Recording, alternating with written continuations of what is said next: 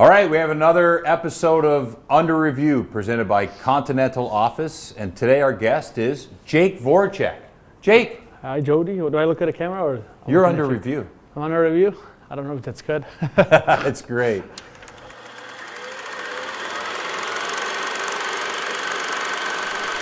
All right, let's go back to this game against the Ottawa Senators.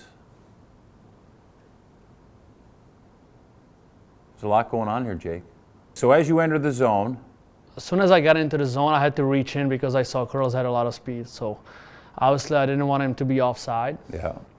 And didn't want him to lose the speed or stop. So I tried to extend my puck position on my stick to kind of gain the blue line. And I knew I had a little separation from the D, which is Curls pushing back the defenseman. I knew I had I don't know who is that on the left. That's a Cooks, I think. Who is that? Somebody? Yeah, I think it's Cooks. Cooks, yeah. And I knew he had a lot of speed going to the net. And, with three guys in front of me, I was trying to sneak it by to give him the puck so he kind of can skate into it. Obviously, didn't connect on that. But, right here, he got on the puck. I kept my speed, which is really important, I think, around the net.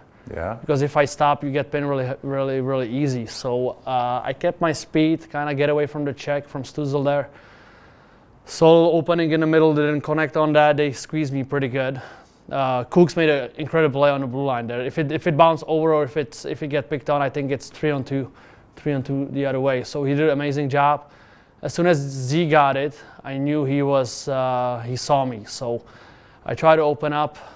Actually, I could have shot that short side, but as soon as if you put it back where Z has it, because I knew three guys were by the blue line.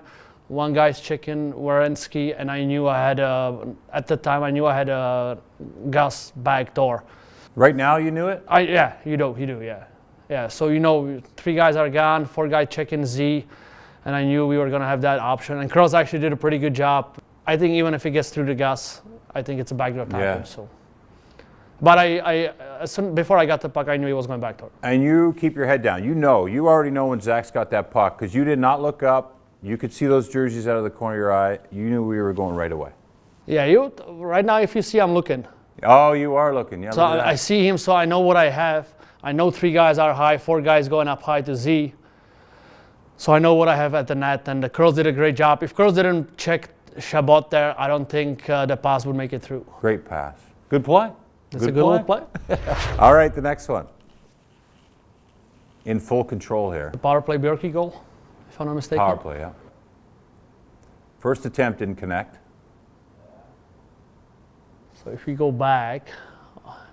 You got a lot of options right here, don't you? Yeah, it's really good. So I see Bjorky open, so I try to slide it in there. There was pass for Bjorky, but Patty did a great job of keeping his momentum going forward. Mm-hmm. Because if he stood still, stop it there. If he stays still on that dot, that puck would end up in the corner and we would have to regroup.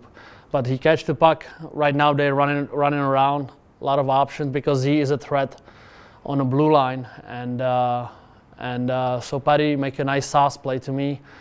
And it's the same thing as before. I knew if it was going to get to me, I either was going to have Boone backdoor if he stayed backdoor. But you got to get lucky going through that D in front of net. But as soon as I got the puck from Patty across, I knew right away it was going to go to Bjorky because Bjorky was pretty open. Well, he had to turn. He had to get. I mean, that was the last second that he'd be able to get that stick back, right? Yeah, he's a smart scorer. He knows where to put himself in a good position. And that first pass was lucky that it got through Patty. It was actually for Bjorky, but it worked out well. So right here, I mean, Bjorky almost got. If he got a wood on that, I think it would be still dangerous shot. And then Patty made a great pass back. And as soon as he passed it, I knew I was going to go to Bjorky. Can you have too many options? That's the worst. Yeah. That's the worst. As soon as I have a lot of options, a lot of time, you tend to overthink it. Yeah. So that happens to me a lot. If I have a lot of options, a lot of time, I'm usually not surprised, but you can choose one sometimes. You know what I mean? You're looking for the best option, and sometimes when you have only one and you locked on it, it's the better play. So you like to play moving. So you like to, when the guys start running and your guys are giving, you like to anticipate because you know that the option that they have missed or is open, you're going to get to. As soon as Patty gets in, I was like, okay, if I get the puck, Going to Bjorky. it's going to go to Bjorky. If I had a right-handed shot on top, maybe that's the thing we talk about. That would be one more option. That I would stop it and I would take that extra look, that extra half a second that kills plays usually. Yeah. And Bjorky would get close, and I would probably hit Z, which wouldn't be the bad option either. But good thing Bjorky was open. This is our final clip. Do you remember every play? I do, yeah. Okay, so you're in front of the net. Good job getting the puck. And again, it's important when we start that clip from the get-go. Yeah, right there. Like I keep my speed, right? See? Yeah, you're not standing Like still. a lot of coaches, a lot of people saying like go screen the goalie and then you get on that puck. It's really important because these days if you stand still and you get going, not many guys can create that separation from the D because the Ds are really good skating these days, right? Everybody can skate. So I kept my little momentum.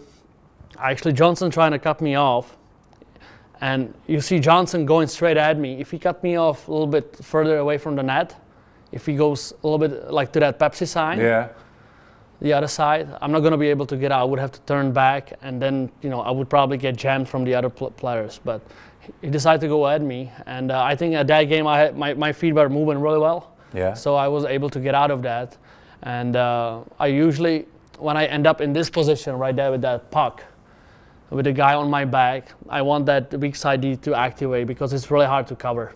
Because that weak side forward is looking at me and he doesn't see that weak side D going down. So as soon as I make that eye contact with that D and he times it well, you see how much ice is there? Yeah, it's all Yeah, there. it's really hard for that forward to kind of, and even if he turns and look at that D, he doesn't see me, so he doesn't see that puck coming. So it's really hard to defend, and if that weak side D times it well, it's a great play to make. So that's basically only my option because Peaker is taken away. He doesn't have many options. I have a guy behind me, but he will get checked right away. From that position, it's impossible to shoot that puck.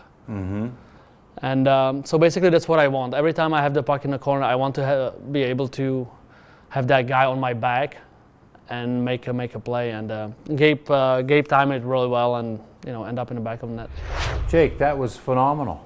You do a great job of seeing the ice and seeing those options, and to explain it to us like that, it's making us when better. you explain it, it sounds pretty simple, eh? No, No, it doesn't. I mean when you explain it, it sounds simple after, but when That's you what I watch mean, the that's what I game, you don't have the time to explain what you're seeing. What you're saying? Yeah, that's true. That's Like keeping your speed. true. Yeah. That's- That's what I'm trying to do. Obviously, it's sometimes it's a nightmare for coaches, especially in a D zone, which it shouldn't be happening in D zone because you still get that speed later on throughout the neutral zone. But in the O zone, I think around the net, if you keep that feet moving, I think all the good players do that. When you think about that, they don't really go to full stop very often.